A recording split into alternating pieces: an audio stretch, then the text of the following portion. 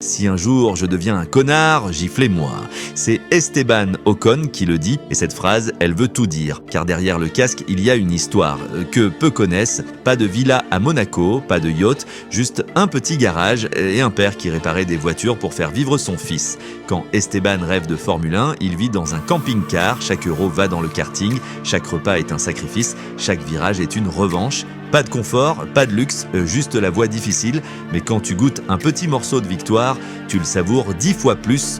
Aujourd'hui, il a gagné un grand prix, il a offert une maison à ses parents et il a mis sa voiture de victoire dans leur garage.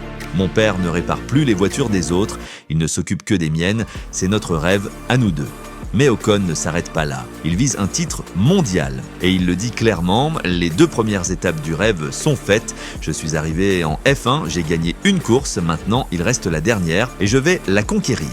Il ne veut pas devenir une autre personne, pas de star attitude, pas d'arrogance, rien à foutre du bling. Je déteste ceux qui changent dès qu'ils ont du succès. Si un jour je commence à parler comme un idiot, mes amis ont le droit de me gifler. Et même s'il sait que certains pilotes se battent plus fort que lui, il continue à croiser le fer, comme à l'époque où il se battait contre Max et Charles, quand la règle était simple, si t'es à l'extérieur, t'es dans le gravier. C'est ça Esteban Ocon, pas une rockstar, pas une machine marketing, juste un mec qui a tout misé sur un rêve et qui n'a jamais changé.